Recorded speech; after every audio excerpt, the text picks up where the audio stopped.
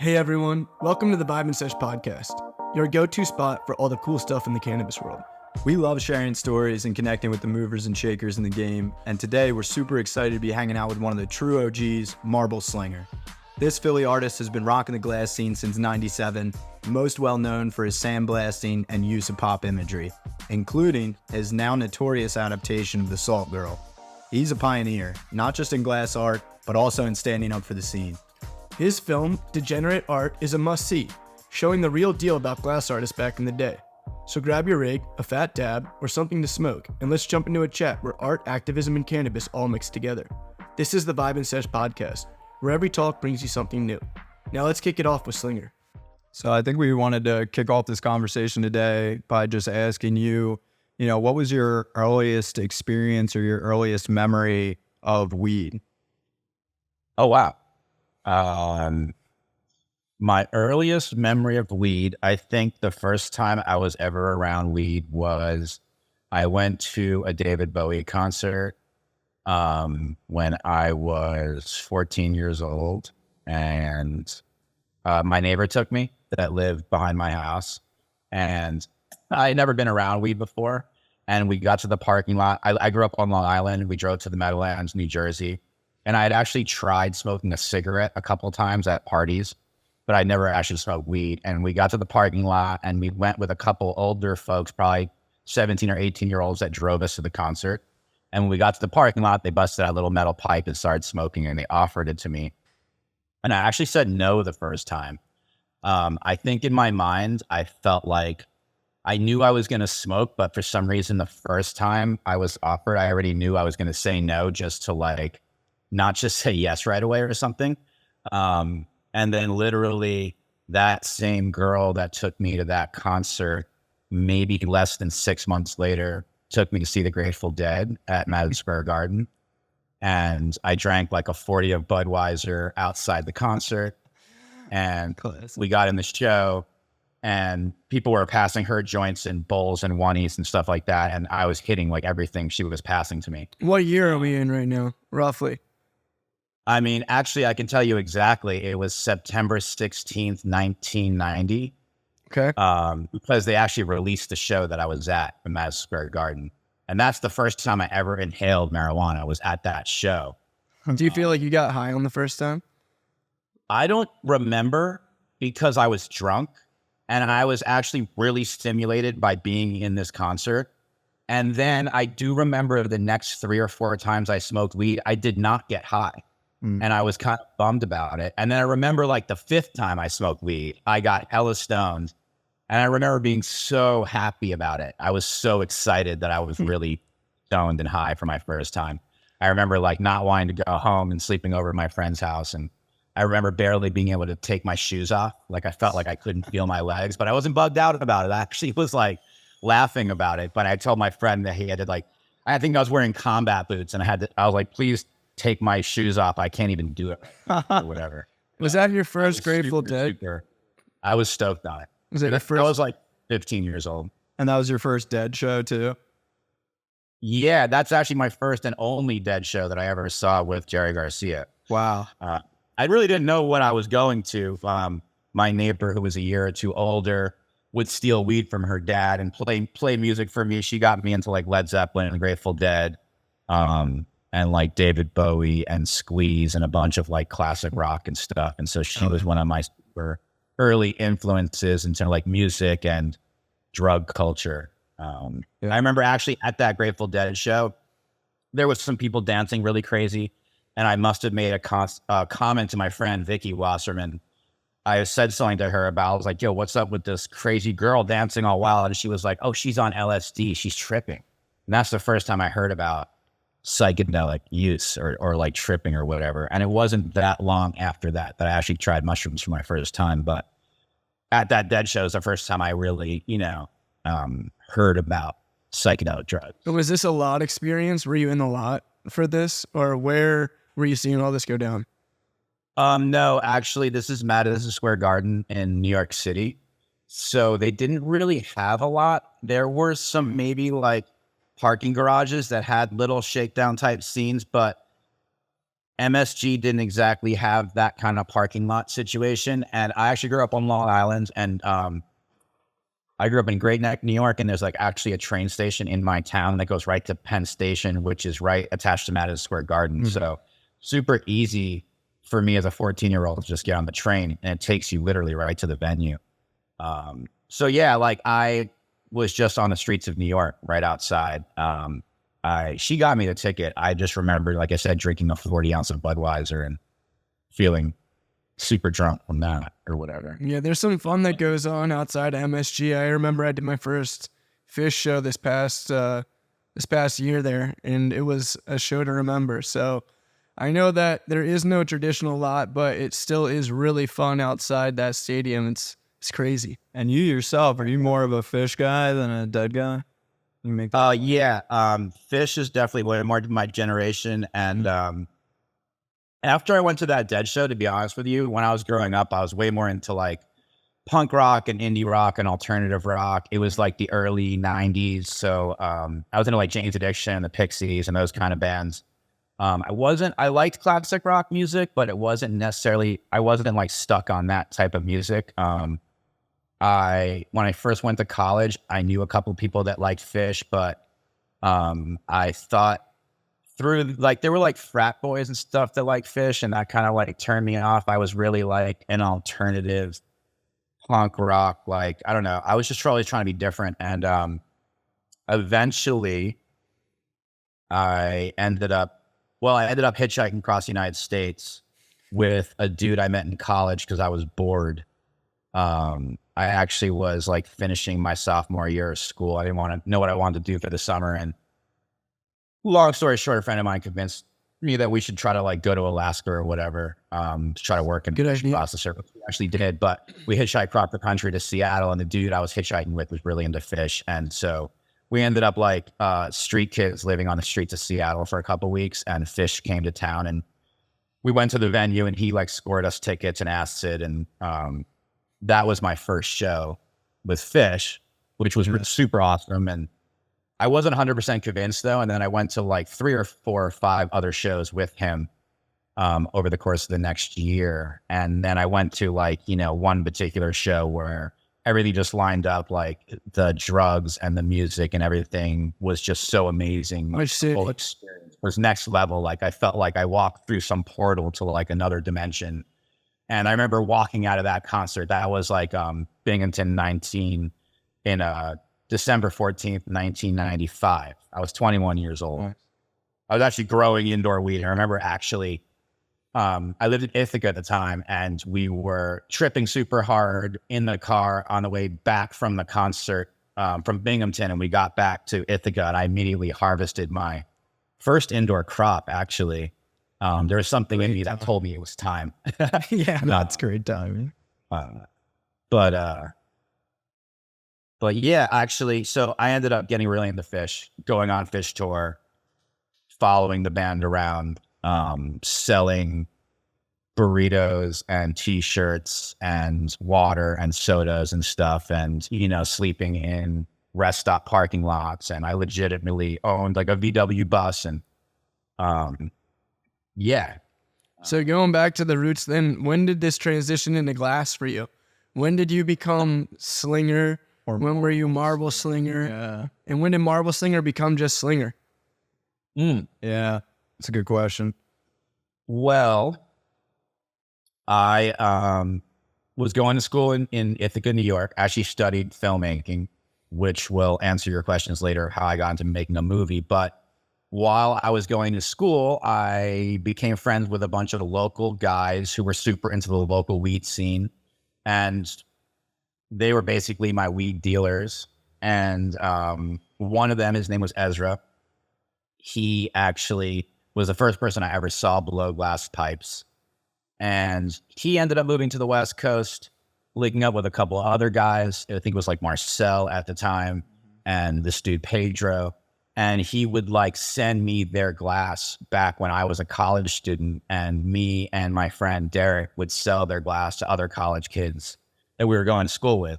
Nice. And so, I'm trying to think when I I can't remember exactly when I first ever saw glass pipes, but a lot of it had to do with my friend Sean that got me into going to fish shows. And he actually got a glass chillum. And he, it was the glass and it was the chillum part of it. The whole thing, like, I was really culturally attracted to the like underground subculture of fish tour and, I don't know how to characterize that culture. I don't want to use the word wook, although we use it really loosely in today's world. And I have no problem using the word or whatever. But yeah, like that whole kind of like wook subculture. I mean, it kind of like spanned a bunch of different genres because I went to a lot of raves as much as I went to fish shows. Mm-hmm. Just a lot of 90s underground music subculture I was really, really into. But to get to unpack the whole, discovering glass or whatever, the first glass pipe I ever bought was on Haight Street in San Francisco in 1995. My mom actually moved to San Francisco, and I went out to visit her. And I already knew, like, to me, like the West Coast. I grew up in New York, and the West Coast and San Francisco and Haight Street had this whole mythic thing with Jerry Garcia and the Grateful Dead, and like, tour culture. I knew it was this special place, and I kind of, in the back of my mind, knew I wanted to go there and buy a glass pipe. When I was going to college and first discovered glass, there was nowhere I knew where you could just buy it. To put in perspective, obviously there was no internet at the time, so you couldn't just get online. There were no stores in the town that sold it.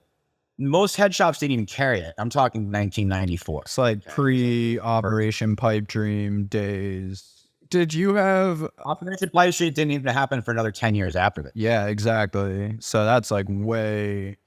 I'm talking like pre-internet days. Like, we were driving around the country with a paper map. You know what I mean? Is it prototypes of pipes, or was it like glass blowers actually trying to make like artistic pipes that they were putting in stores at that time?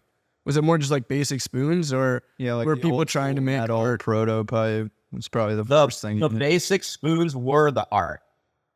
Like most people didn't even know where, if you had a spoon, like we didn't even look at them like that. Like the glass pipe scene grew to a point where now you might talk about proto production. Spoons might instigate a certain like reaction from you of some sort or another. But back then, like they were just pipes. Actually, a lot of the pieces were glorified spoons, to be honest with you. They were like a spoon that was Sherlocked, and that was a Sherlock, or just straight different size spoon pipes. A lot of them were kind of big, but that a spoon was just like a style. There was a lot of spoons, definitely, and hammers. But they actually had this beautiful, very unique, like they were treasures. They were gems that you had to find them to like even buy them. Like the only stores I knew of in the country, and I just heard about it, were on Haight Street, and I'd never even been there. You know what I mean? So I drove across the country. Actually, when I drove across the country, Jerry Garcia died while I was driving across the country. I was actually in Oregon in my VW bus, and I pulled over to a rest stop, and there was another VW bus there. And when two VWs see each other, people just say, "What's up?" and they'll mingle or whatever. And the other people got out of their car and they were like, "Hey, did you guys hear the news?" Like, again, this is before the internet. There's no way for me to, I'm not getting a text message on a cell phone or checking my Instagram to find out that Jerry's dead. Like these people just told us at a rest stop, and then like pulled some weed out, and we all smoked weed together. We were actually already heading to San Francisco because I was on this like just cool cross-country journey. This is 95. The year before 94, I hitchhiked across the country, which is my first time going to the West Coast. And I always, again, held the West Coast in this like mythic, I always thought it was this amazing golden place of opportunity that I wanted to go check out and like, see what it was like. Cause I'm from the Northeast. I know what that's like. I wanted to see, you know what I mean? What it's like out with like surfers and weed and like blonde babes and whatever, you know what I mean? I don't know. Yeah. It was such a different time that like one of the things I was thinking about before this podcast even was beyond like, how different glass was, it's how different the world was. True. You know what I mean? Like, and if you think about it, like cultures or things like glass pipes and the existence of them and everything, like they exist because a whole bunch of factors come together to make them exist. You know what I mean? And one of those things is a moment in time, which, has now continued and evolved or whatever. And you have a similar thing going on with graffiti, for instance, where that started, particularly in like Philadelphia and New York, and people writing on subways in this particular experience that ended up going worldwide and becoming this thing that's so much larger than how it started. You know what I mean? And through technology and time and, different moments changing throughout time, like it changes, Yeah. What was your moment that intersected to kind of put you into the glass realm where you started blowing glass? I was basically collecting glass and selling glass. I was an early person who would get a case of glass from my glass blower friends and try to sell it to college kids or in a parking lot at a concert. Yeah. And eventually, some of my local friends moved to the West Coast to learn from my other friends that had moved to the West Coast. And some of those guys moved back to the East Coast. And my one buddy said to me and Derek, hey, do you want to try making a spoon? And we were like, yeah.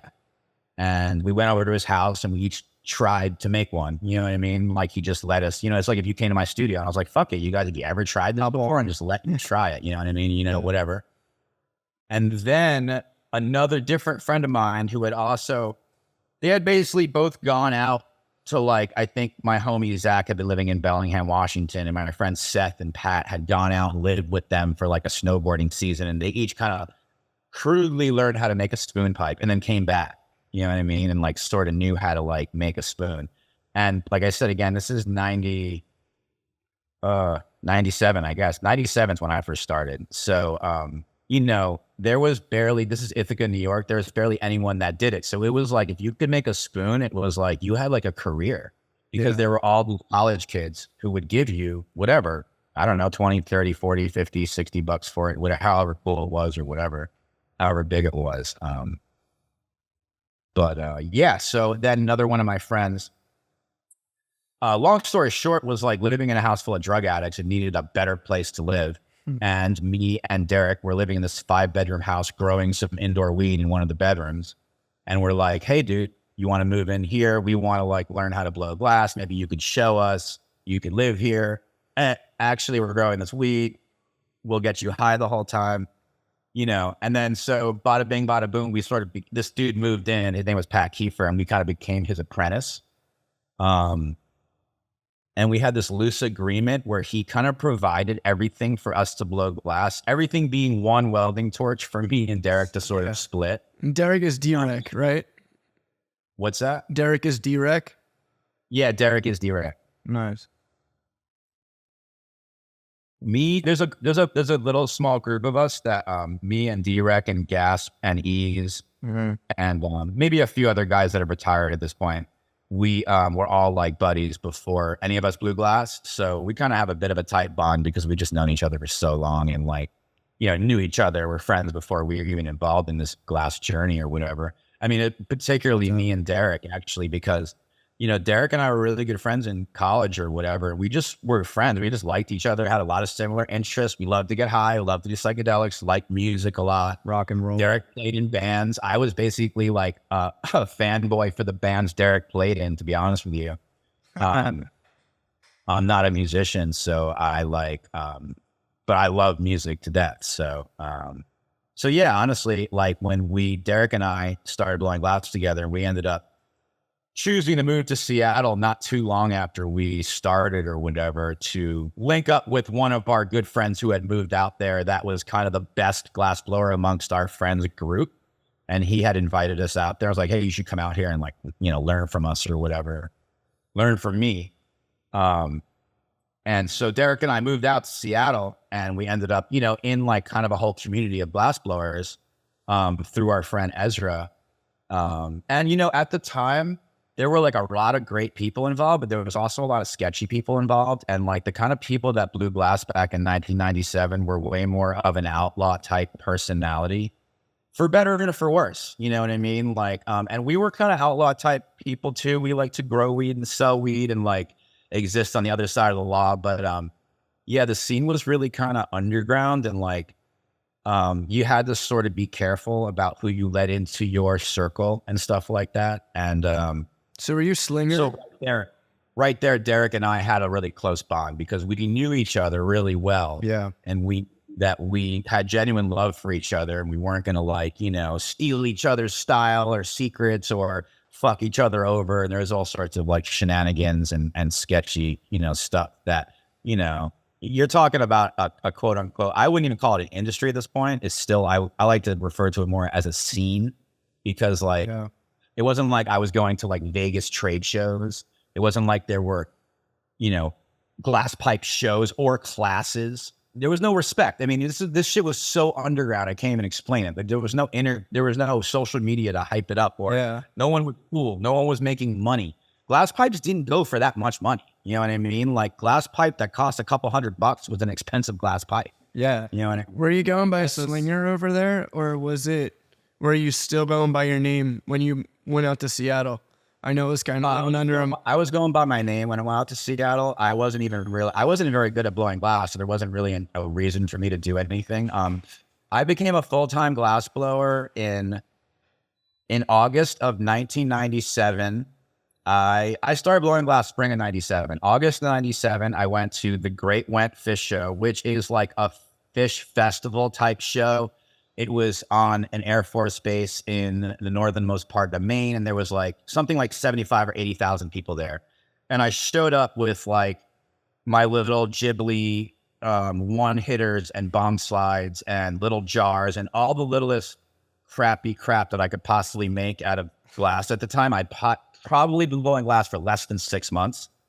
I went to this concert, and the lot scene was insane at this show. I mean, this was on like they rented this Air Force base. So there wasn't conventional police walking around as far as I knew. I mean, it was anything goes. People were selling drugs super openly, holding colas of weed, holding mushrooms. People were just selling acid. Like it was super out there, super crazy. Like one of the craziest lots I've ever seen. But anyway, I sold every little piece of glass I brought. I came back home with like a fistful of money, and I went to my restaurant job and quit my job. Yeah. And that's the day I became a full-time glass blower or whatever. That's awesome. Yeah, it must be an awesome feeling. I think that all of those things combined, and even though the work wasn't, you know, on the level that you see from artists today, like I think that's the honestly, all those little pipes were like the coolest thing I ever saw. They might as well have been on the level though. Exactly. Like I don't know, like it was just different back then. You know what I mean? Like it's hard to explain it and put it in perspective, but yeah, like the dude that taught me to blow glass I watched him learning how to do inside out. Within probably 8 months to like less than a year, me and Derek caught up to him skill wise. You know what I mean? Do you still have any of the work from back then in your own collection? I maybe have like this one. I had this kind of quote unquote like little production line that I did. Inside Out, when I first started blowing glass, was the newest tech and the newest thing, like patterning on the inside of the glass and making it kind of thick so you were looking in on it was like crazy and super cool. So when I first started blowing glass, I kind of had instantly get into that. And I was a part of, when I moved to Seattle, I started working with Jason Lee, who I'm just going to go ahead and give credit for kind of coming up with the honeycomb technique for the most part. If someone else wants to like come out there and say they came up with it beforehand, go ahead. But as far as I know, Jason was the one who was like, hey, if you like fume silver in the tube and blow it out thin and put like, you know, heavy dots or whatever and compress it back down, you get a pattern. So I was working next to Jason. When I moved out to Seattle, the guy, Ezra, that invited us to move out there had to go do a jail bid. So he left. And we were just out in Seattle and we needed a place to work. And the dude that I moved out there with, Pat, had his shit together and was able to like afford renting a space. And there was a bunch of us that needed a space. And Jason was a dude we met out there. I moved to Seattle within a week of Jason moving to Seattle. And we knew each other through our friend that just went to jail. And so Jason needed a place to work. And we were like, and we knew Jason was better glassblower than us, actually. So we were like, yo, come work at our shop. And I ended up working next to Jason Lee for the next few years, which was a huge formative part of my career. I definitely give him a lot of credit towards helping shape me and like defining how I saw glass pipes, because he had a like way of looking at it and that he saw it, that he kind of instilled in me. Yeah. I forgot what the question was, but so was that like a period in time where artists like Jason were starting to define their own recognizable techniques and like they were trailblazing on the front end and building a name of pushing that frontier? It was, yes, it was actually my friend Ezra.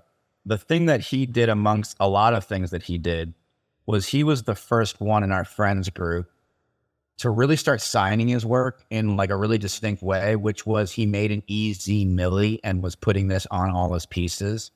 Nice.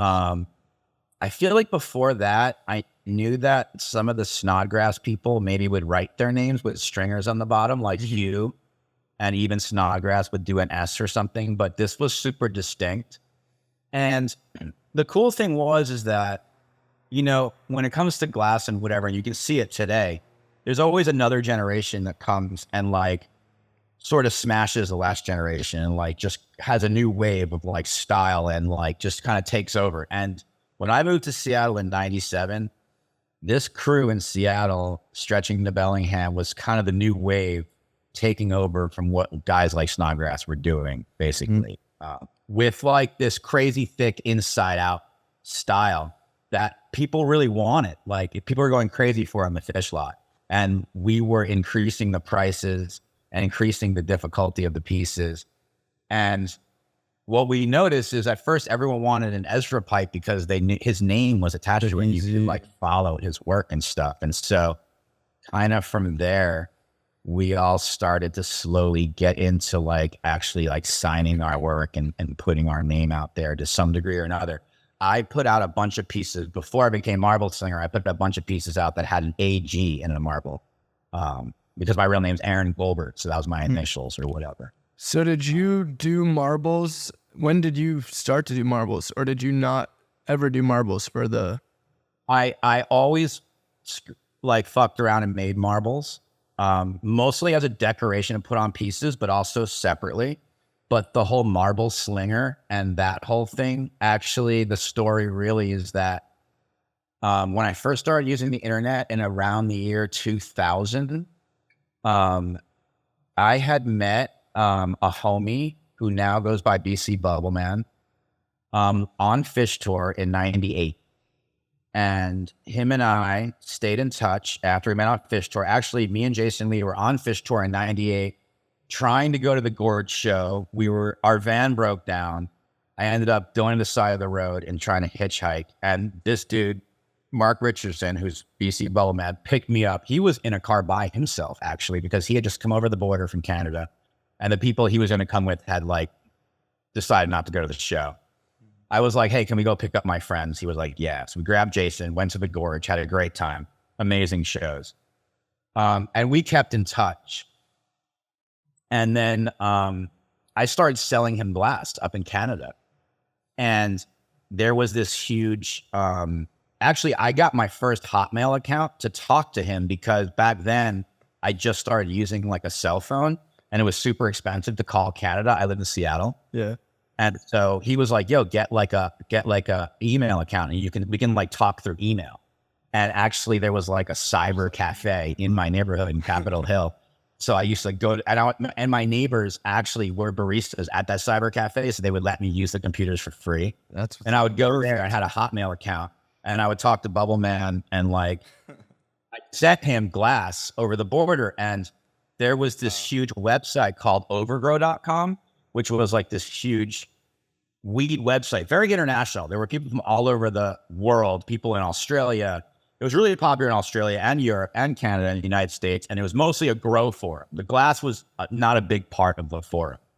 But Bubble Man was on there talking about weed and whatever. This isn't even before he was Bubble Man. I don't even remember if he was Bubble Man yet on there or whatever. But anyway, all I remember is, I think he was actually, it was around 99 that he started making water hash and became Bubble Man. I think he was on there promoting that, but that's a sidebar. But anyway, he was on there on this website. I would sell him pipes and he would sell my pipes on that website. And he was like, yo, bro, you should join this forum. It was like an online forum. And this is like the beginning of me using the internet.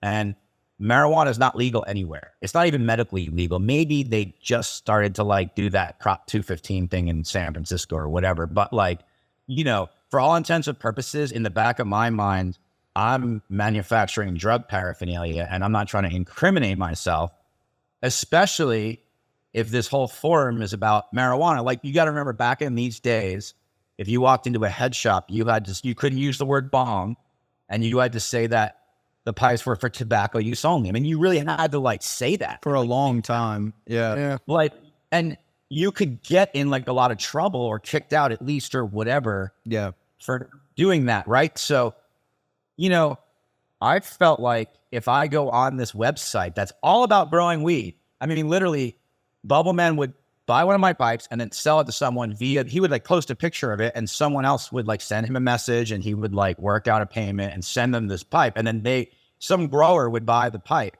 and then post pictures of it like in their grow room with like nugs in the bowl. And like I'm saying, again, this is in an era where everything's for tobacco use only.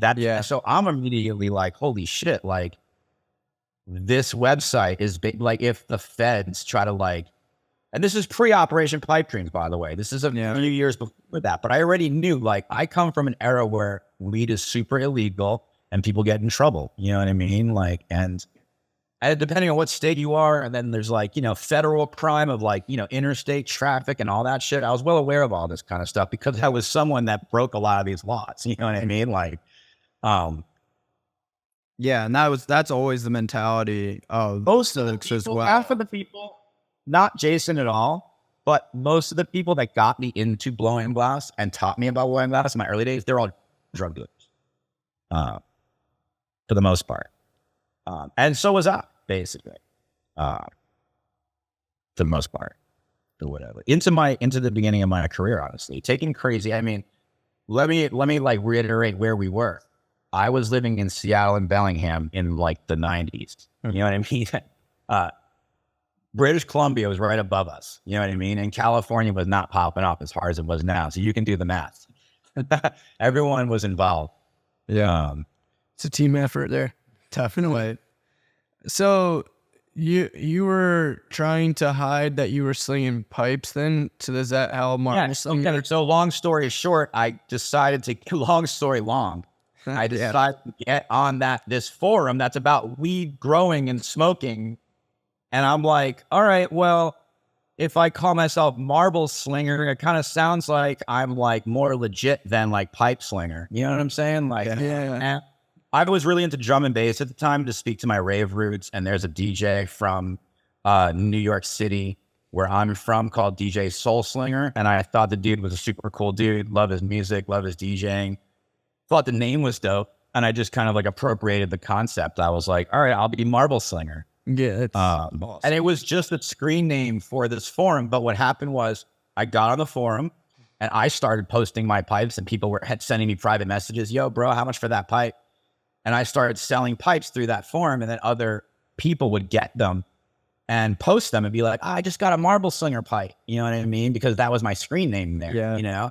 And I realized real quick, either that's my name or I've got to switch it real. And I was just like, all right, I'll go with that. And then over time, I guess I got less paranoid, and I realized that I'm way more into the pipe side of things than the marble side. So like, especially once it came to making degenerate art and stuff, I didn't want to necessarily eliminate the marble, but I just left it at M Slinger or whatever. Right. Because, you know, I don't know. I just feel like the Slinger is way more. It's more fun. I'm more of a pipe slinger, actually. And I hear that. Yeah. So going back through to Operation Pipe Dreams, because we were just talking around like late 90s, early 2000s. What was your experience through Operation Pipe Dreams? And you were a marble slinger then, so how did it work with everything? Yeah. Well, interestingly enough for me, I think right when it happened, I just moved to Canada. So I was living up in Canada, which didn't necessarily mean it didn't affect me at all. Actually, it was interesting to move to Canada because I'm American and I grew up in the United States or whatever. I just wanted to go live up there for a while. I was kind of enamored with Vancouver and the scene up there, and British Columbia is just a beautiful place. Yeah. Yeah. But I went up there, I lived there for 5 years. And, one thing I learned right away is how American the glass pipe scene is, because there are way more collectors and way more makers, and the scene was stronger, bigger here or whatever. But, Operation Pipe Dreams definitely made me rethink a lot of things. And one of those things being, that happened in 2004, Right. 2003. I was just about to turn like 30 years old when that happened. And not to put it into numbers, but that was like, that's when you're starting to like make transitions in my life. Like my 20s, I just traveled around the country going to raves and fish shows. And I didn't even look at glass pipes at first as a career. I looked at it maybe as someone who wrote graffiti or skateboarded would look at what they did. It was something fun I did. You know what I mean? That just, I kind of organically ended up doing it and I just did it. You know what I mean? And like, it has like a capitalist hustle to it. So yeah, like once I was able to make glass pipes, by 98, I was going on fish tour with glass pipes. And like, I was like funding and fueling my adventure with making these pieces and using them as, I could sell them and get cash, or I could trade for all sorts of stuff or whatever. Like, I didn't go to a trade show until 2006 is the first time I ever went to Las Vegas and went to a trade show. And actually part of the inspiration for me to go to a Las Vegas trade show at the time was because I just started making degenerate art. And I thought, I was very well aware those trade shows happened. And I thought I should go there and see what that's like and document it and talk to people, et cetera, et cetera. But I did know people that did go to some of those trade shows. Before there was Champs, there used to be a different one called CTA, which stood for something tobacco accessories. I can't remember what the C stood for. But honestly, it was like way more of a head shop trade show where glass pipes was a tiny little speck of a minority of what was happening there. You know what I mean? Yeah. As glass pipes has expanded or whatever, for the first many years of my career, I barely sold any pipes to stores. Again, I didn't go to a trade show till 2006, and I started blowing glass in 1997. And that trade show was the first time I went to something where it was like, I'm trying to wholesale these pipes to a store. Before that, like, I remember when I first started blowing glass in New York, in upstate New York, I just sold to friends and college kids and went to parking lots. Like the way I moved to Seattle is I went to a ton of fall fish shows until I sold out of glass. Then we got in my car and drove to Seattle. And then when I got to Seattle, there were no stores there that bought glass off anyone at that time. There were tons of glass blowers. I remember actually being worried because we moved to Seattle. And I didn't know anybody. I'm in New York, in upstate New York. I went to college there. I knew all these college kids, and I just was like a man about town in Ithaca. And I knew all these growers and trappers and whatever. And so like I had a network of like, from going to concerts and just being social in the scene and being a college student, I like knew all these different folks or whatever. I moved to Seattle and all I knew was like a bunch of other glass blowers who were like better than me. You know what I mean? But I remember actually one of my main things was this is going to really mark the time period for you. We got a beeper, like a pager, and we made a business card and we went to a bunch of fish shows. Actually, it was right in 97, right before. That's what we did, right? So I started in spring of 97. August 97, I quit my job. Started doing it full time. October 97, I flew out to Seattle to visit my friend there to see what the scene was like there. And consequently, I also drove up to Vancouver and checked that place out too. But that's when I first met a bunch of Seattle glass blowers and was like, I want to move here. And that December, we moved there. And now I'm losing track of what I'm even trying to say this all for, but yeah, it's a scary thing for sure. To move into a competitive space like that. I feel like it also probably pushed all of you to so what we did was, you know, when we came back, so here's the edit, so take that part. Yeah.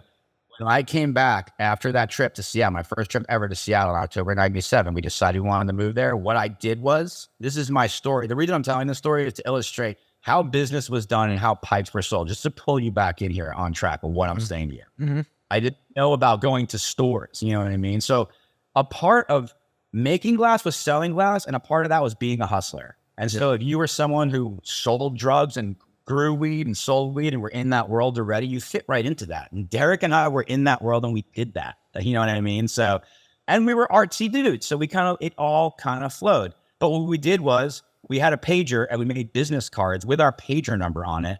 We actually had a company we called Molten Imagination Glass. That was our first company.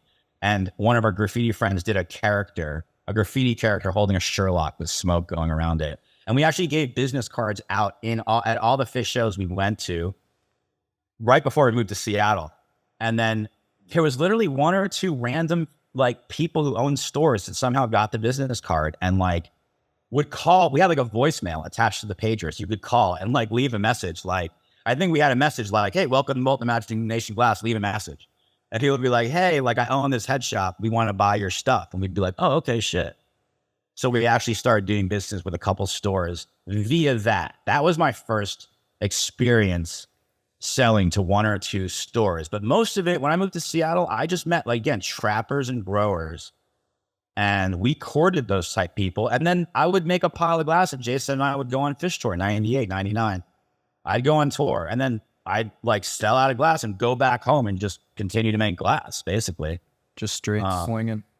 So you snuck out of the country around Operation Pipe Dream. 2003, you went up to Canada. Were you making glass up there when you went up to Canada? And then... Yeah. I've only made glass for a living ever since 1997, basically. Besides the teeniest bit of trapping, and I like literally failed at trapping. Like I sucked at it. It was like grand opening, grand closing for Slinger being like a weed dealer or whatever. So, you know, I feel blessed that I wasn't that good of a business person when it came to that. And actually, to be honest with you, the guy that I was kind of trapping under and trying to do it, who actually was a mentor of mine that quit blowing glass to do it, he went to prison for 5 years. So, you know, I'm glad that I didn't end up down that road, you know what I mean, or whatever. Mm-hmm. I had a couple scary experiences in that world that made me think twice about what I was doing. It made me appreciate the idea of just being a broke glass blower. And I actually had this crazy epiphany, honestly, straight up with drug dealing, that I realized that you can always make money and lose money, but that time was a super valuable thing and you can never get that time back. And I'd ask myself questions like, if you end up going to jail or prison for this, do you believe in it? Will you regret it? And when it comes to selling weed, a lot of me was like, no, like I believe in this. Like, when I was in college, I was into weed activism. So I wasn't just a money thing for me. I really believed in marijuana culture, cannabis, etc. But besides that, I realized that my focus was making money, and I spent a decade trying to make money, and I woke up a decade later and I was broke, I would regret it because what would I have to say for myself? I spent this whole time hustling, and now if you wake up and you're rich, well, at least what you did, you got to your goal. Like you achieved what you were trying to do. But what I realized with glass was that even if I was broke at the end of my day, every day that I blew glass, my skill level went up. And that no matter what happened to me, financially or otherwise, no one could take away that skill that I was building. Mm-hmm.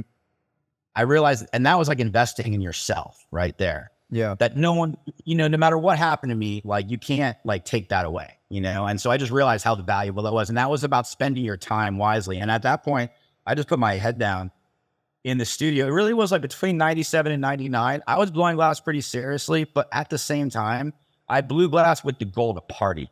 So in other words, If Fish Tour wasn't happening, I would blow glass Monday through Friday, and all weekend I would take ecstasy and go to a rave.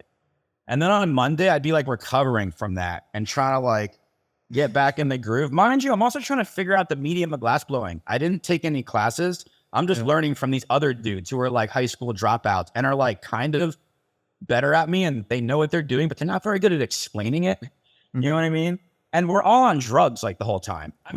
Mostly soft drugs for the most part. Would they show you techniques? Hard drugs came in, and that became a problem too. I'm not going to like gloss over things or whatever. Yeah. Luckily not for me.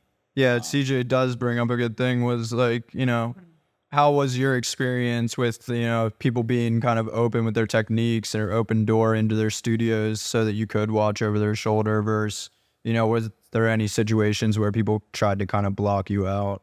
It wasn't like that at all. I had a community, like meaning I had a group of friends that within our group of friends, we didn't just let anyone else in though. There was definitely a wall and a ceiling that I also helped maintain with my friends really for like a host of different reasons. A lot of this is pre-internet, by the way. Yeah. But yeah, like, and you know, slowly someone in our group of friends would meet someone that we would like, he would connect with and we realized was like-minded, and we bring them in the groups and we'd rescue them from a like shitty situation or whatever.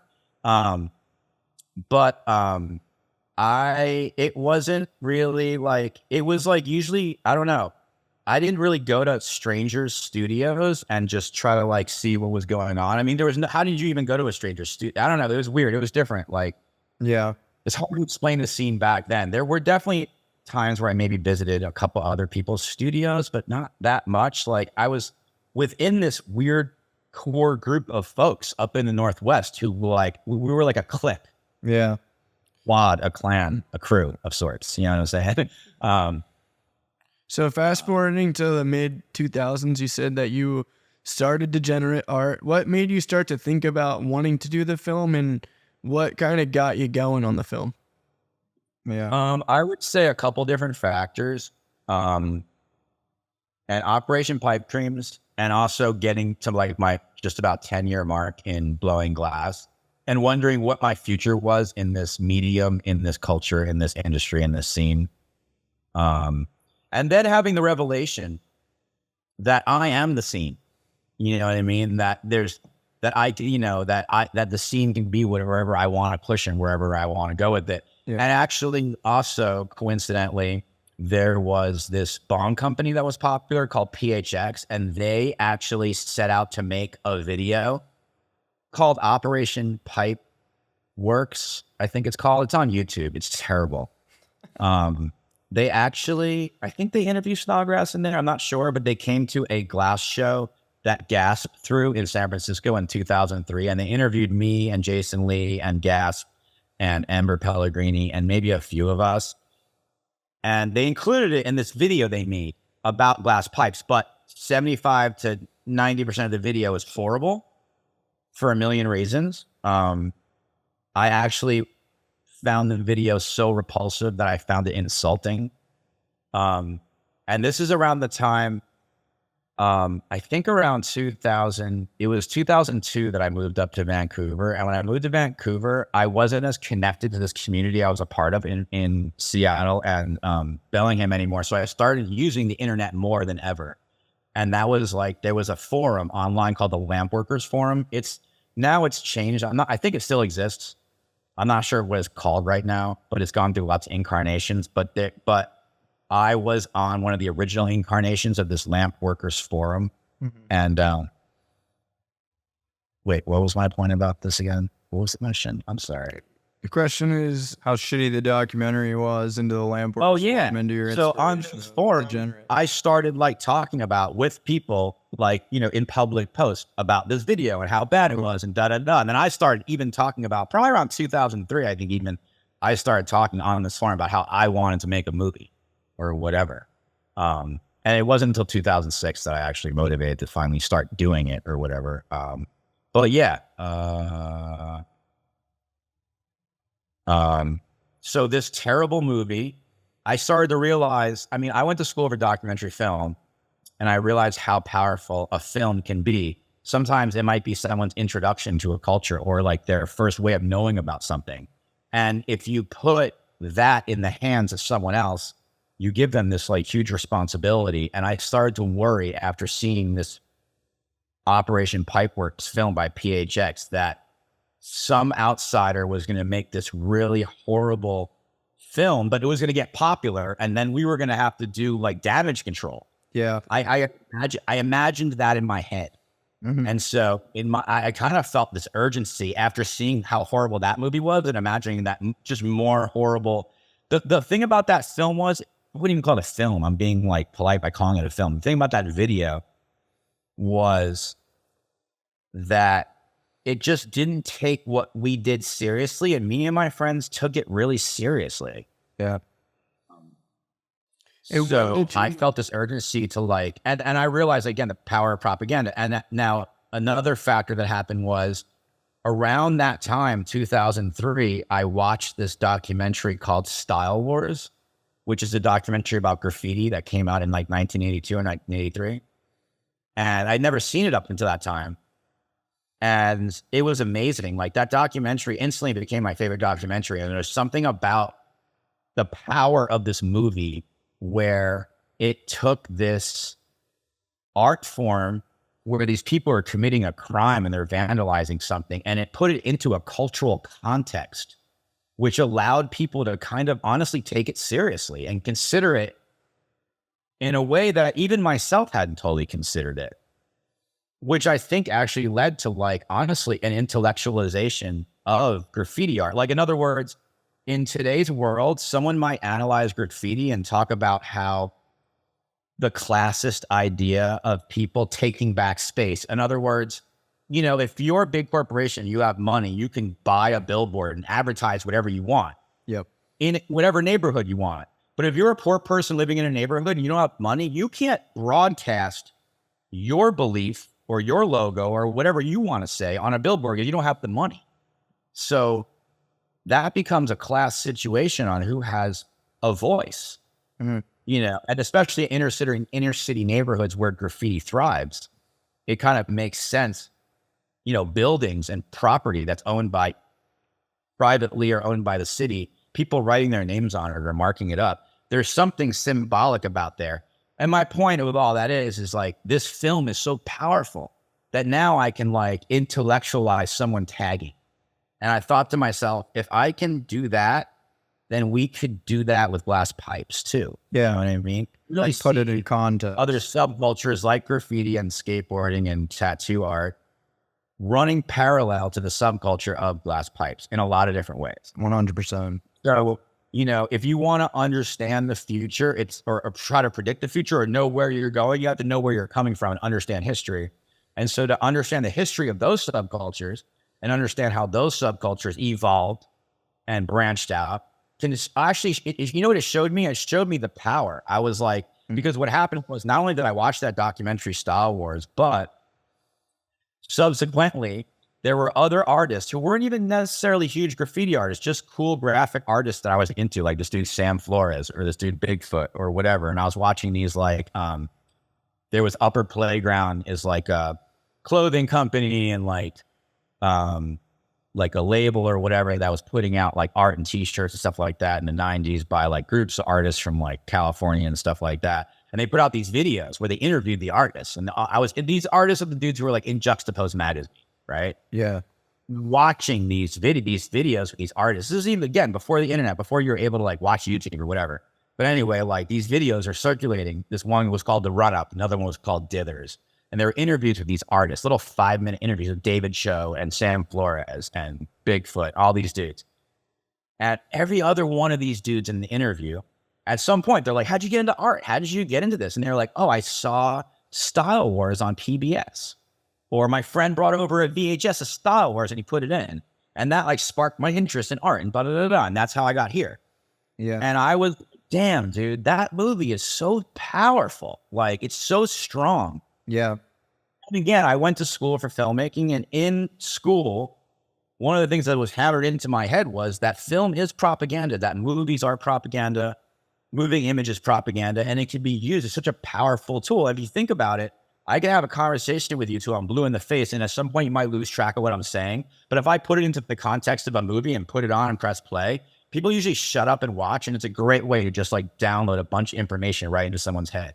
And evoke a certain emotion. If you want to like make them feel a certain way, it's easy to push someone in a direction. And so part of the idea of degenerate art is to make you excited about glass pipes. I'm trying to recruit the next generation in that movie. Like, in other words, when I was making that movie, I saw the world as marijuana culture has been demonized, and I'm going to make a movie that celebrates it. I'm going to make a movie that at the end of it, you're like, yo, I want to do that. I want to be a part of that. I want to own one of those pipes. I want to make one of those pipes. I want to smoke one of those pipes. This all seems really cool. I want to be a part of that. You know what I mean? That was consciously done. You know what I mean? What year did you launch that film? And you started working on it in 2006. When did you finally launch the final edited version? Well, interestingly enough, that whole film, I went on like the whole roller coaster of emotions with making that film. I was living in Vancouver. Full disclosure, I was living there illegally. I didn't even have a visa. You know what I mean? That's how outlaw my lifestyle was. I really didn't give a fuck. Yeah. So I started making the film, living up there, though, even though I was technically living up there at that point, 2006, I spent a lot of time driving around the United States making that film. So I was kind of just really like just traveling around and stuff. And then I realized I had some Canadian guys that invested in the film. Mm-hmm. I had given them a soft pitch. All of a sudden they showed up to basically I decided I want to make this film, and I was actually super depressed. I actually felt like I might want to quit blowing glass, to be honest with you. I was kind of over it. I wasn't inspired by it. And then part of me was like, I've been doing this for like a decade. I need to have something to say for it. And I got gung-ho about making this film. And my whole idea was, I'm just going to tell everyone I know, and someone's going to somehow come out of the woodwork and help me sow the seeds to really do it. So I was selling some glass to some dude who just opened a head shop in Vancouver, who actually didn't know very much about anything to do with the glass pipe scene, but he was into smoking weed and was opening the shop. And next thing I know, I gave him like a real soft pitch, not even a hard pitch. And he came to my studio the next day. I think somehow I had mentioned to him the type of camera. I had talked to a film school buddy, and he was like, you want to get this video camera? And it was like $5,000. And I didn't have any money. Like at this point in my life, I was such a starving artist. I barely could pay my rent. And I was super depressed because of it, partly. I didn't realize it exactly, but financial stress was a huge part of my stress. Mm-hmm. For the first 10 years plus, I did not do very well blowing glass. Like again, I didn't even care. I wasn't even thinking about money. I was trying to get to the next raves, the next fish show. Anyway, these dudes kind of surprised me and came over to my studio with literally like $10,000 worth of film equipment. They didn't give it to me. They loaned it to me. And they were like, here, go ahead and go make your movie. Now, these dudes probably thought I was going to spend a month or something filming and then come back and make a movie, which is not what happened. And I realized as I started making the movie, how many more people I had to interview and talk to, and how much more places I had to travel to, and this, that, and the other. Every interview led me to 10 other interviews, and I was like, realizing how big it really was and what I was really trying to do. And I actually kind of honestly, and these guys might watch it, and much love to them, but I had like a little bit of a falling out with these dudes actually who first invested in my film in Canada. And at that point, to be honest with you, simultaneously, I sort of decided I was ready to move back to the United States, because this is where the pipe scene was, and I was done hiding in Canada and trying to find myself up there. Mm-hmm. Or whatever I was doing. I mean, it was a whole thing. Like, George Bush got reelected. I don't know. I just moved to Canada to figure some shit out. It's good to take some time. So how long was the video? Is it a couple of years then? I mean, what was the process? No. Okay, so here's the fucking, I can't make any story short, and I'll go on to tangent. It's good. Yeah, tangents are interesting. But anyway, interestingly enough, Jason Harris, who's in the movie, was about to throw a trade show in Atlantic City. I forgot what it was called. It was called the CK show or something like that. I don't even remember. He only did one or two of them, and it never happened again. But anyway, he hit me up and was like, hey, bro, I want to show your film at this trade show. And I think I just interviewed him recently for the film. And in my mind, when he hit me up and asked me about it, I was going to have finished my film way before his trade show happened. And I was like, sure. By then, I was like, I'll have shown the film a couple times. And so who cares? Sure, I'll show the film of your thing. So I agreed to show the film at his trade show. And his trade show ended up being relatively big. There were a lot of people there. And when the trade show was about to happen, literally, I was still working on the movie. We were working on the movie up until like the night before the trade show, even. Me and my friend Dan Collins. Class. But pretty quick, we were done with it. It wasn't even like, but I'll tell you what, it sort of kicked me in the ass at the end of the day. Yeah. I started making the film living illegally in Canada, then decided, I didn't finish my story, decided to move back to the United States in 2007. And I'm from New York originally, so I actually planned on moving to New York, but I was broke and there was no one I knew around New York blowing glass. So I kind of showed up in Philly and I knew because I had met Hops and Snick at a Fish show. I had met Jag at the very first Pipe Classic. And I came to Philly to hang out. Long story short, I never left. But so my journey making the film, I was living in Canada and then moving back to the United States, moving back to the East Coast this whole time. And by the time I moved to Philly, I had shot like over 200 hours of footage already, all myself. Wow. Did you edit the film too? I was doing everything by myself. I met this dude in Canada who was Australian, who was kind of a photojournalist, and he was a really good photographer. He did a bunch of still photography that's in the movie, and he bought into Cannabis Culture magazine, which is kind of the High Times magazine of Canada. And so for some period of time, he was a part owner of that magazine, and he was into like journalism. So he really wanted to write. Basically, he came down to the United States. And funny enough, at the time, I didn't even have a driver's license. And the dudes up in Canada that lent me that film equipment also lent me a car. But I couldn't legitimately drive a car around. These guys were MVPs. And my Australian friend that was living in Canada, I told him about this movie I was making. And he got so interested in it that he legit just drove down from Canada with this car that they lent him. And he drove me around for like 2 or 3 months. And we went to like Banjos and Yushins and Lee's and all these different places. And at the same time, I would be asking people, hey, do you know any growers? And I would hook him up with growers, and he would go photograph grow rooms and write articles. He was writing articles for Cannabis Culture, literally under like 6 different fake names. Incredible. That's sick. Cannabis Culture magazine would come out, and there might be like 12 people in there that were writing articles, but of the 12 names in there, 6 of them were him. Yeah, that's awesome. And he was writing all these, like, he simultaneously was helping me make my movie, but also linking up with like cannabis people to write articles for Cannabis Culture magazine. So I was kind of transient for like a little bit, and then I moved back to Philly, and then I linked up. When I moved back to Philly, I linked up with my dude Dan Collins, who was a good friend of mine in film school up in Ithaca, who was still making documentary films. And I was like, yo, I'm trying to make this movie. I need help. And he was like, no. And I was like, yes. And I showed him the footage. And I gave him like 10 tapes, and I was like, yo, watch these tapes. And I gave him a little soft pitch, and he watched the tapes, and he was like, oh, okay, this is actually kind of cool. He's like, this is actually pretty cool. And then, he started coming around to it. And next thing you know, he got gung-ho into it.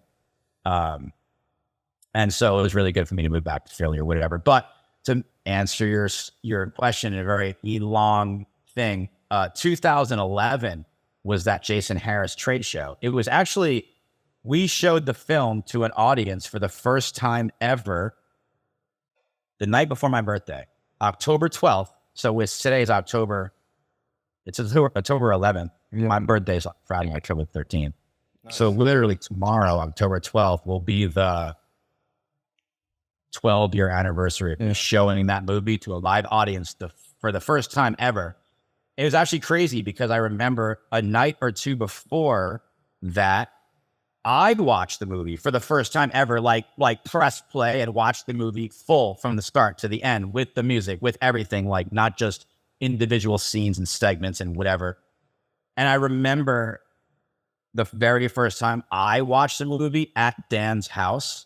So that's where we were editing it at his house. I broke into tears. I was sobbing. I was crying. Like, I cried so fucking hard. I almost want to cry now thinking about it. I like hugged him. Like, it was so emotional for me.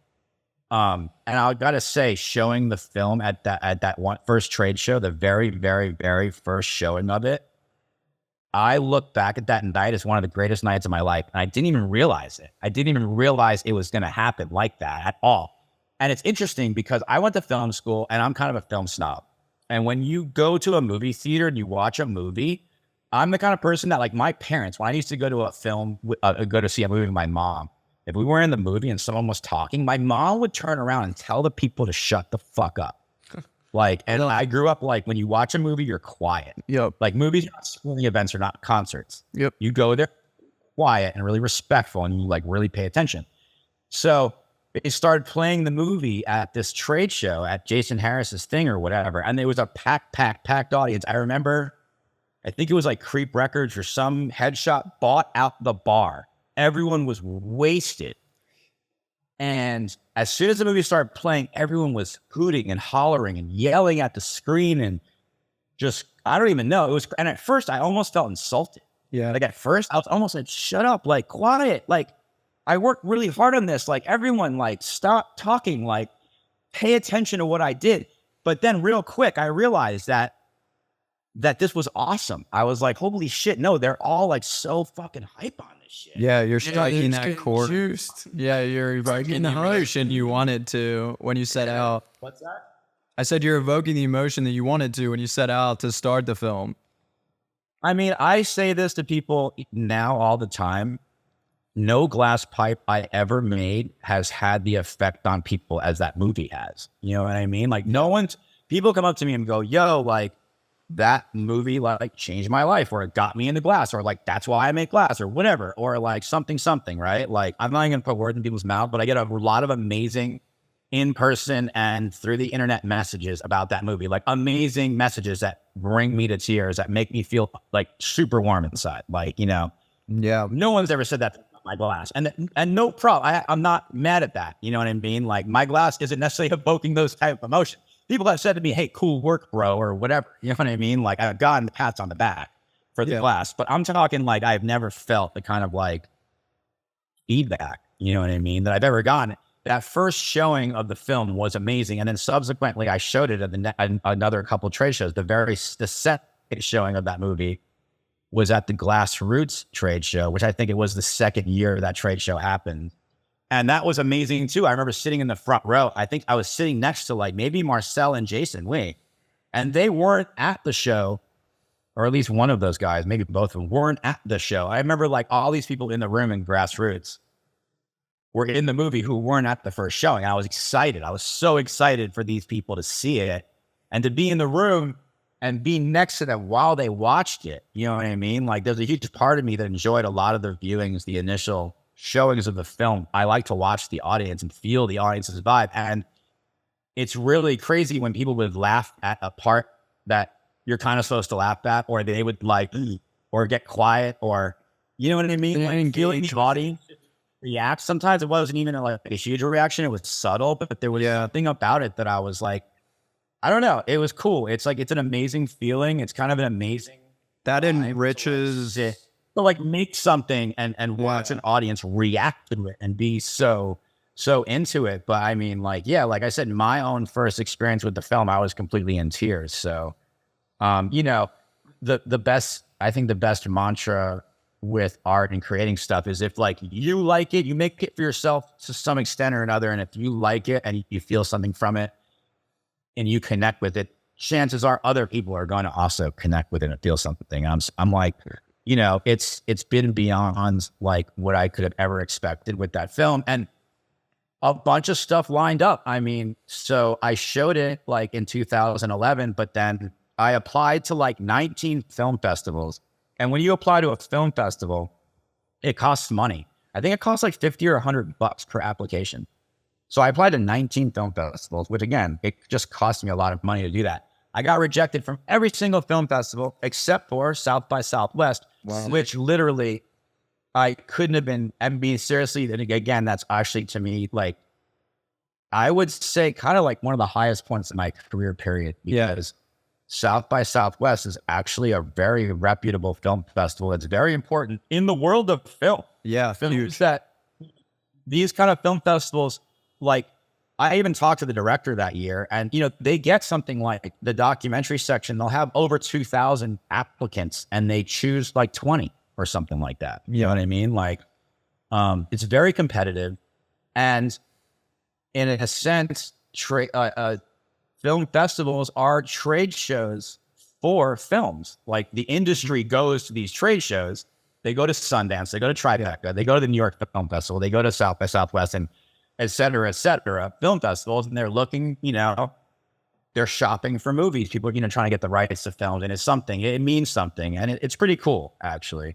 And actually, yeah, the showings down there were amazing. Again, like we did a Q&As, and, it was a great mix of pipe makers and just average folks who came to see movies. And that was like an amazing thing. And then as a result, long story long, I got picked up by an independent film distribution company in New York City, and they negotiated a deal with Netflix, which again is incredibly competitive. There is no phone number, so just send your film into Netflix and ask them if they'll take it. You know what I mean? Like, you need some kind of broker to do that. People ask me all the time, how'd you get your film on Netflix? I didn't do anything except I got lucky enough to get picked up by a distribution company that had the connections to get movies on Netflix. And lucky enough, my initial deal on Netflix was only for 1 year. And the way Netflix works is if no one's watching it, they're not going to renew your contract. Luckily, honestly, enough people watched the movie where they ended up renewing the contract for 2 more years. So we were on Netflix for 3 years. And that was something like, I think it was on Netflix 2012 to 2015.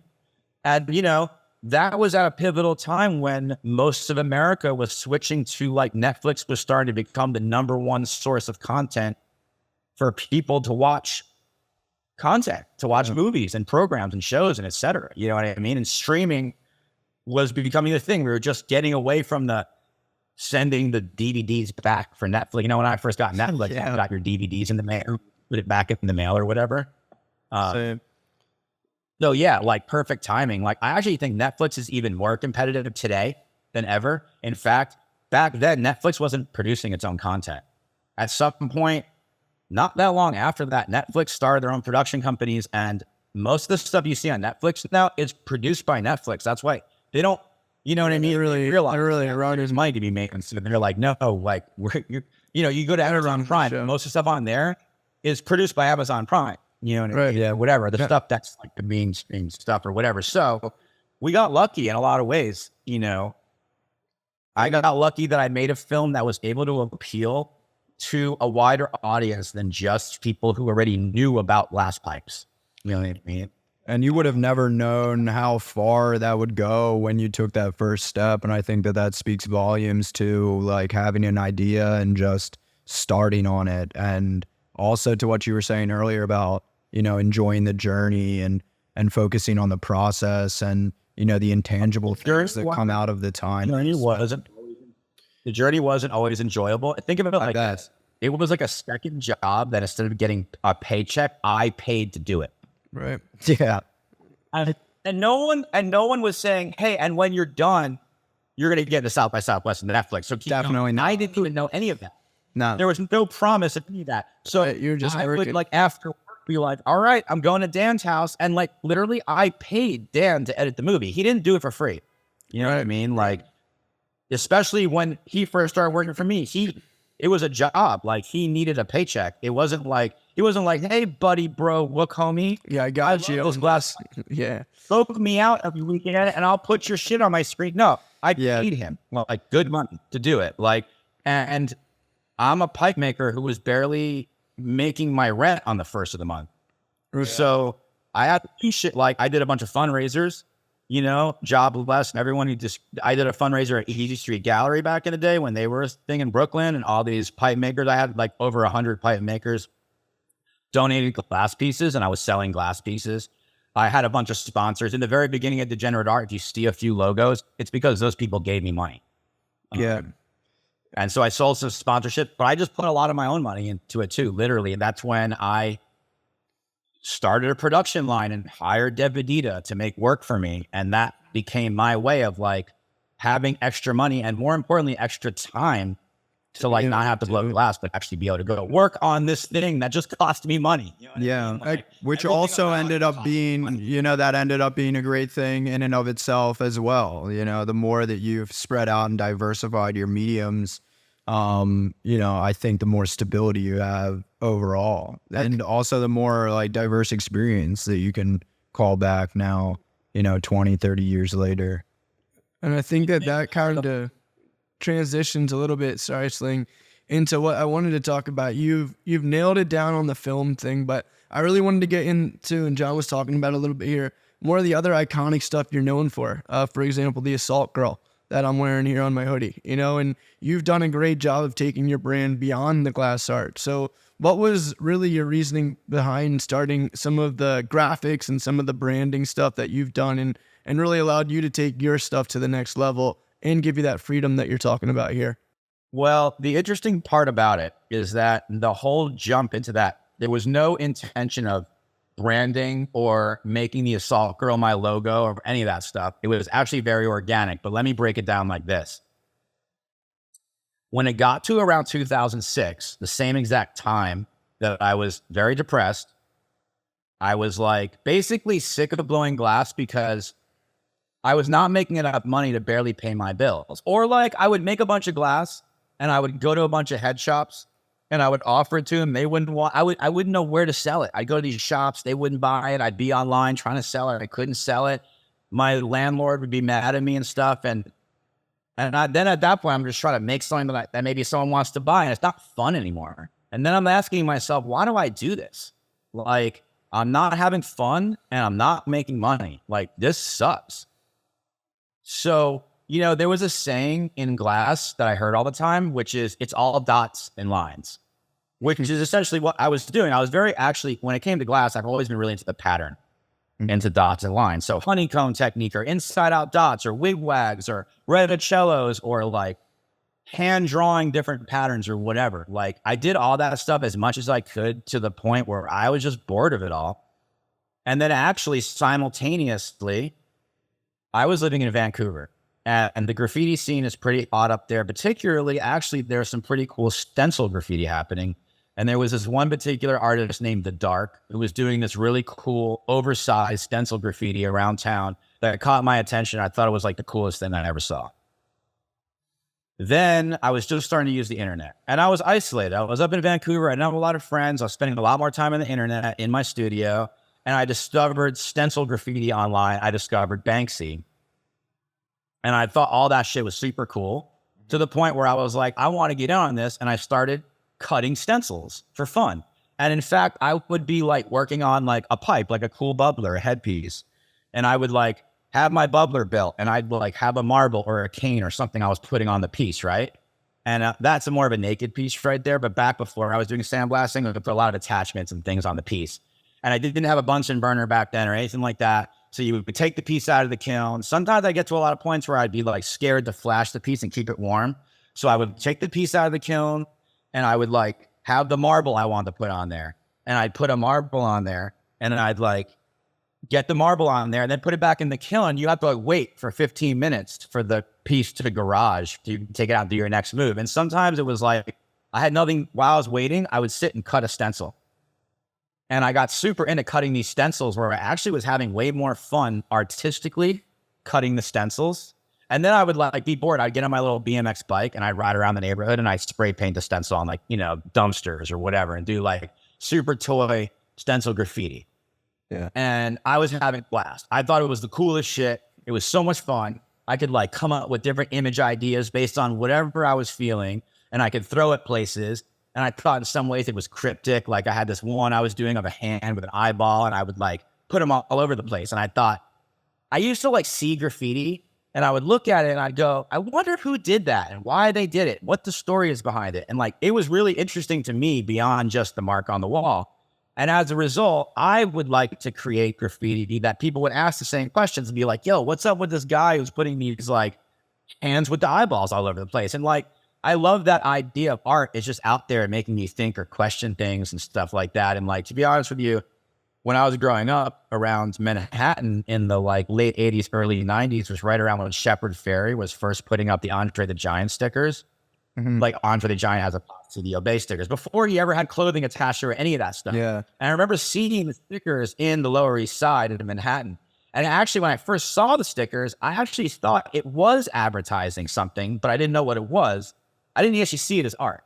And then years later, when I first started using the internet, I discovered Shepard Fairey online. And I was like, oh shit, this dude's an artist. And that shit I was seeing was like his art. It was propaganda. I was like, oh, that's fucking cool. Like, it was so cryptic and crazy, but it was viral. It was viral before we had the internet. Like, putting out something that repeated that someone could walk around and see over and over again. It was just interesting to me. And there was no good reason to do it, just for fun or whatever. I don't know. So anyway, was having so much fun doing this and not feeling very satisfied in the expressive aspect of pipes. And I realized that there was this technique, the growl technique, that this dude, Robert Mickelson, knew how to do, where I could essentially learn how to sandblast stencils on pipes or onto glass in general.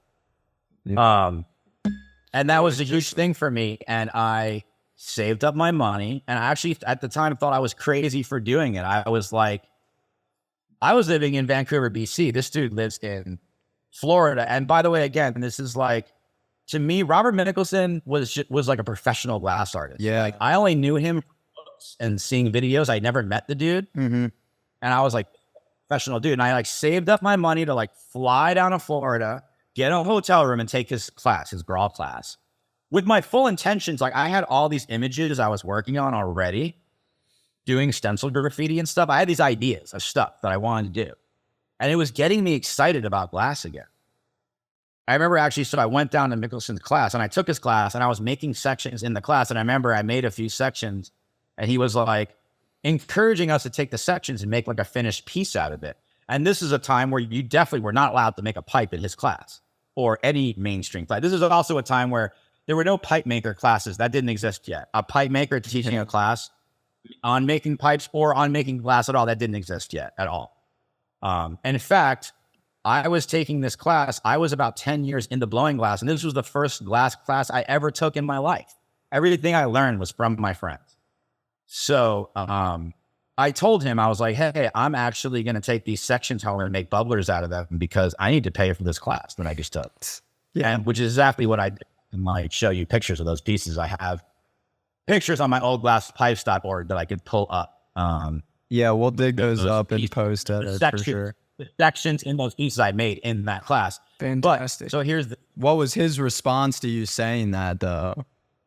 Well, the clincher of the story is this. So now I come home and the way he taught us growl was we had to sandblast. You took frit and you covered some color glass, a different color, and you blasted through the frit. And he was like, yeah, you can only get so detailed because the frit is really thick. And I immediately was like, there were all these striking colors that when you use them, they would fume on the surface. And I thought, I bet these striking colors, maybe some of these colors or some just silver fume could maybe work. And I started experimenting with that right away and discovered blue caramel worked really good for creating this like really thin surface layer, but a like really dark, almost black layer underneath where I could get way more detail you doing that than I could with frit. I couldn't melt it back in because if you melted it back, the fume would come back. So I was like, okay, cool. I'll just make like a pipe finished piece. And then I'll add my imagery when I'm done. So I would make a piece and I'd look at it and I'm like, holy shit. Now I got this blank canvas and I can say anything. I can put anything here. Now it's not just all dots and lines. It's not just a spiral or a reticello or a cool dot pattern or a latticino cane or whatever. And then it hit me. What are you going to say? Like, what are you going to put there? Like, what's the point? Like, and after that's pretty intimidating if you think about it. Like, because I didn't want to be corny and, and I wasn't trying to be commercial and just simply put something on a pipe just to like convince you to buy it. It's a lot of pressure. It's a lot of pressure. It's interesting. It's different. Yeah. But that being said, I already was thinking about, I was doing this stencil graffiti So I was thinking about visual language and concepts. And then I come from a fine art background and training. And when you ask yourself what fine art is by definition, fine art is basically defined by concept. And when it comes to trying to argue the perspective that something's art, even if you're like, I hate the whole argument of art versus craft. I'm not really into it. I'm not going to go there right now. But that being said, the difference between art and craft, the hard line in the sand, is intention and concept. So I thought to myself, what could I intentionally, what would be things that I could put on pipes that would have a relationship with the pipe that would create a meaning? And part of it is the idea of juxtaposition. In other words, you have a pipe, you have a form. You can take an image and put it on that form. When you're putting the image on the form, you're recontextualizing that image. So as someone who's a fan of art history, for instance, I have a whole relationship with Andy Warhol's work. And the relationship with work started with, I don't understand it. Yep. I was like, why the fuck is this guy so popular and so important? Why is he taught in history books and et cetera, et cetera? And so I sought out to understand his work more. I read a bunch of books. I read some of his autobiographies and I read some other books about his work. And it all started to click on all these different levels when I started to read about his work and about him. And for instance, like the soup can and the commodification of art and asking yourself, what is art?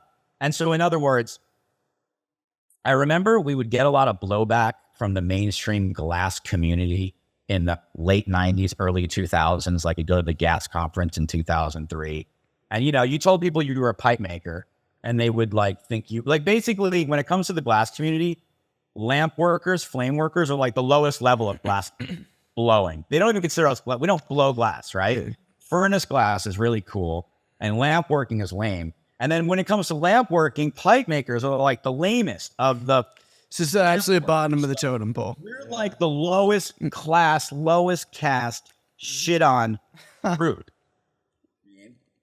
Yeah. And the idea of me trying to tell these motherfuckers that my pipe is a piece of art, which really, at the end of the day, isn't me having an argument about art versus craft. What it really is me just trying to get respect.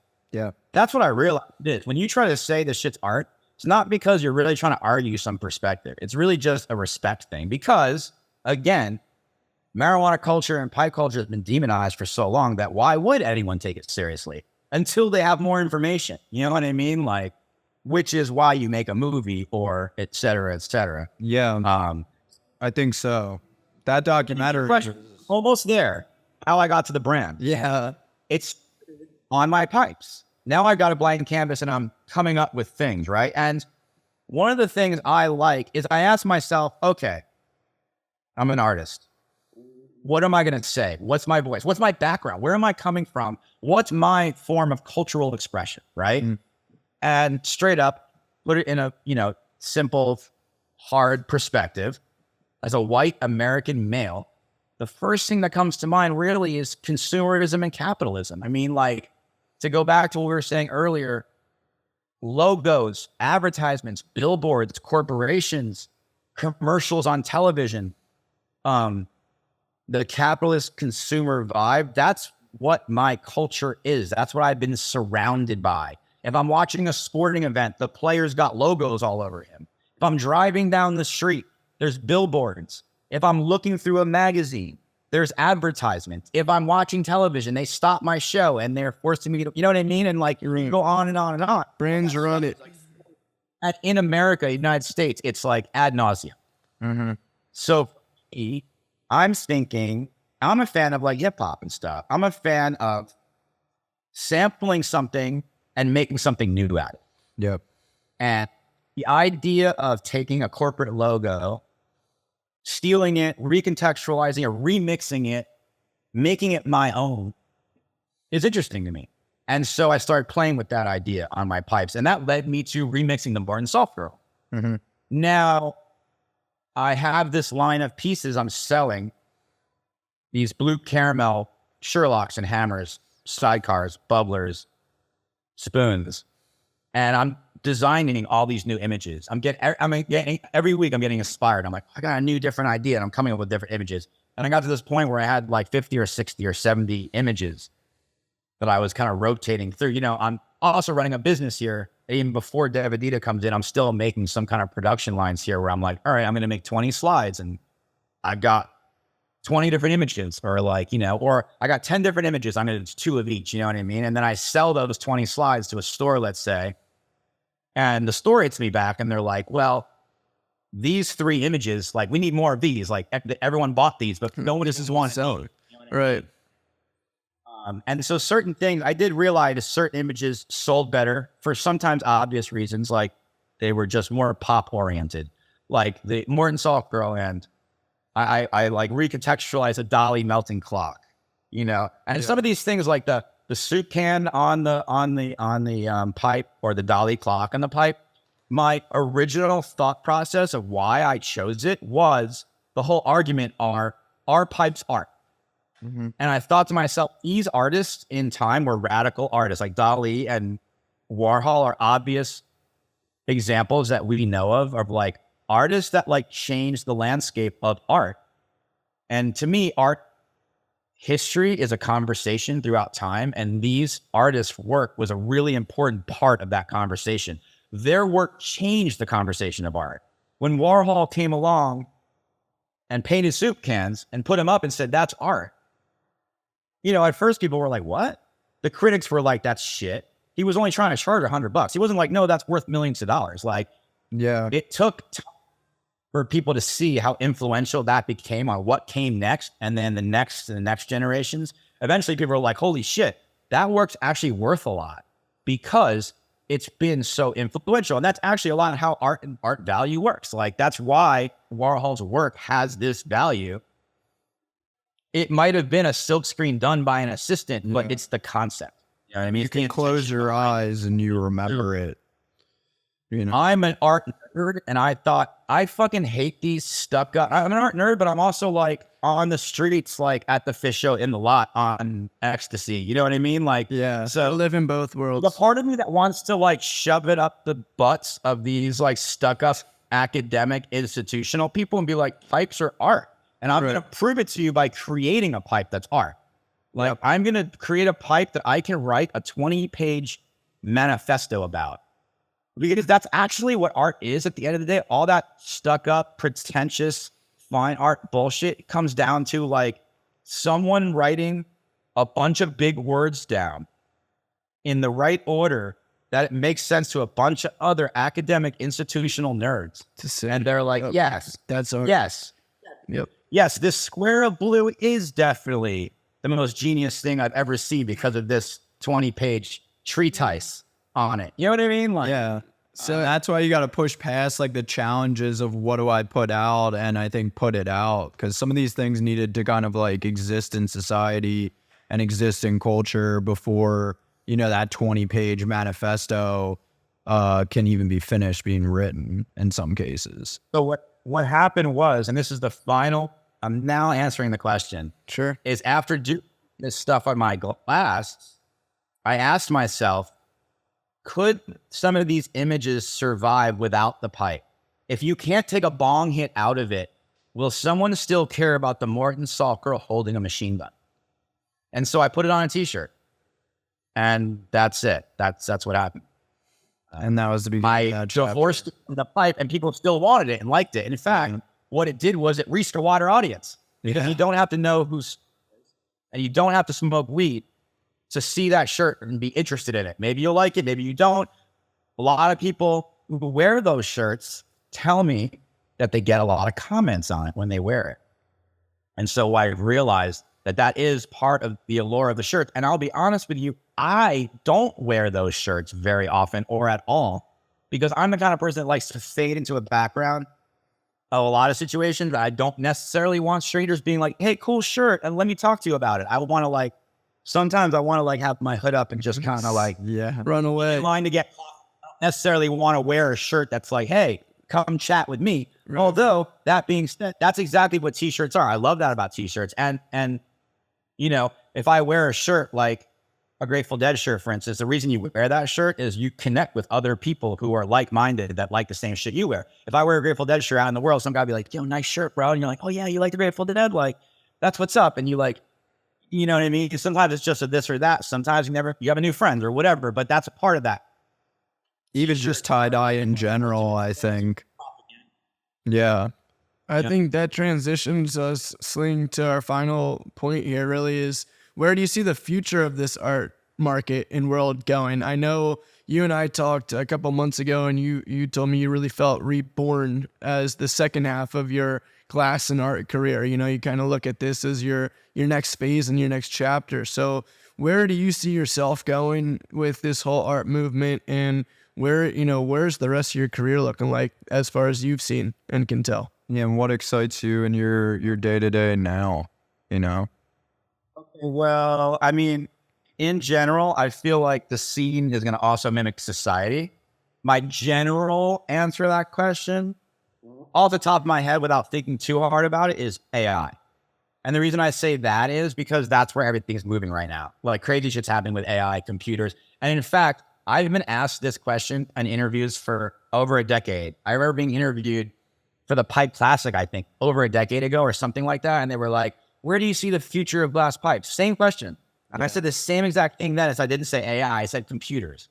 Because if you think about it, whatever the future is in general for humanity is the future for glass pipes, right? So I feel like people are going to use computers. People are going to use 3D printers and AI and things like that, whether it's just to design stuff, whether it's to make final products, whether it's for prototypes. I mean, you even have Mickelson right now is using AI programs to like prototype his works on stuff like that. And I think 3D printers are getting pretty close. If not, they're already making glass and stuff like that. Are you using this stuff? For me, in my career.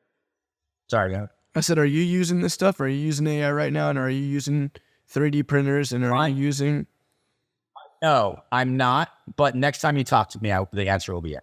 Yeah. I've heard Snick has been experimenting with 3D printing and electroforming some of those pieces too. So I'm sure you guys will probably get to like an experiment. Oh yeah, he's actually been doing the 3D printing thing for a while, but he has been starting to play a little bit with AI stuff or whatever.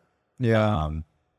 As another local friend of ours has been advising us to pay more attention to it. He's been preaching that is the future and that we need to get into it or have a wave crash over our heads. But in general, for me, final statement, or unless you have another question, is, I feel so incredibly blessed to have an audience. And as an artist, I feel like that's one of the biggest challenges is to have an audience to broadcast to. I think almost no matter how good you are or whatever you do and et cetera, the challenge becomes, building a following and having people give a shit and care. And the fact that people care about what I do, that they care so much about wanting to buy one of my t-shirts or one of my glass pieces, or whether I'm going to make another movie or whatever I'm doing, they want to interview me and hear what I have to say. Like, that's amazing. And I'm not going to take that for granted. And so that's my whole second part of my career move, is to not take that for granted and try to push myself to follow my dreams of what kind of art I really want to make. So, we just had an event called Parlay recently where I put together an installation based on some ideas I've done in the past, trying to push it to another level.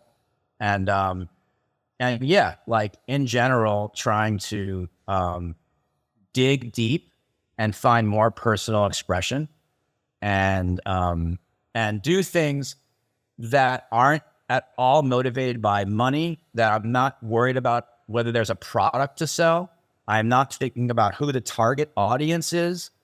I'm doing it purely to do it and to create, and purely because I want to.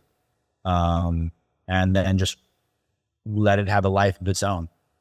Yeah. That's true artistic freedom to me. That's the goal. And I think I'm getting closer to that, because a lot of the way you get to that is just a state of mind. It's not even have to. For a long time, I thought it was a financial thing, and that's part of things. It's like having the privilege of being able to work on something that you don't have to sell to someone. It's actually a privilege. You know what I mean? Truly. Again, making degenerate art was the same kind of thing. It was okay, here's my day job. It's going to make this line of spoons and hammers and sidecars to try to bring to champs and get some accounts with headshots. And then after I'm done with my 9 to 5, I go to the editing room and we're putting together some shots we did for this movie that cost me money. You know what I mean? Or like I just did this installation at Parlay, which cost me money. Yeah. You know what I mean? There was nothing for sale. But when people came to the installation, they were asking me questions about what my motivation was and what it meant to me. And we got in these really interesting philosophical conversations and stuff that I never get into when I'm showing a body of work of pipes. And that was incredibly fulfilling to me. And it really showed me that I'm on the right track. Yeah. I watched some of that unfold firsthand, and I appreciated that, just listening secondhand to the stories that you were sharing about some of the TV shows or the things that you've been into recently that inspired, you know, the image that you decided to put on one of those TVs that was stacked up. That was one of my favorite exhibits too. You're where you're supposed to be. Yeah. Just like an organized chaos. Well, Sling, thank you so much, man. We really appreciate all of your time coming on here. You've given us so much information, so much history on everything. We're really excited to dig back in. And I guess, do you have any final words for us? I mean, this has been a great conversation. Yeah, no, I mean, I'm super happy you guys are doing it. I think it's, you know, the one thing I was literally thinking about the other day is I was like, people ask me all the time, are you going to make me another degenerate art? Answer is actually no, technically. I do want to make another movie, or maybe more than one other movie. It might not even be a documentary. I'm not sure. But that being said, I'm a little bit like almost kind of, not the word's not upset, disappointed. I'm disappointed that no one has attempted to make their version of the story of glass pipes or what's happened since, or just a documentary about it. You know what I mean? Like, it's actually a little, I'm almost like, damn, I'm glad I made that movie because no one else has stepped up to do anything since then. Absolutely. But my point with that is not to like scold anyone or scold no one, but is just to encourage you guys to keep doing what you're doing, because documentation is super important. And the scene is whatever we make it. I'm the scene and you're the scene. If the scene sucks, we suck. You suck and I suck. And that's what it is. Like, and you know, I get moments where I'm like, glass pipe sucks. I hate these collectors. I hate these artists. I hate these stores, right? They suck. But you know, it's not, you are those stores. You are those collectors. You are those makers. It's you. You are the scene. Right. So that's what we have to remember, is that if you don't like a show, throw your own show. If you don't like a head shop, open your own shop. If you don't like a pipe, make your own pipe. Like, you know what I mean? Like, do it yourself. You don't like a movie? Like, I didn't like this movie. I made my own movie. You know what I mean? Like, that's what you should do. Like, yeah, that's my final thought, basically, is like, you are the scene. Most Steph says at the beginning of his Black on Both Sides album, he says that people ask him all the time where hip hop's going. And he said, they act like hip hop is some giant in the countryside. Like it's some fable, it's some fictional character. It's like, and then he says, you are hip hop. I am hip hop. Hip hop is going where we are going. You are glass pipes. I am glass pipes. If you're watching this podcast, you are fucking glass pipes. What do you have to fucking offer? You know what I mean? That's it, man. Thank you, Sling. Don't ask glass pipes what we can do for you. What can you do for glass pipes? We appreciate it. Stay hustling. Thank you so much, Sling. We'll catch you soon. Yeah, man.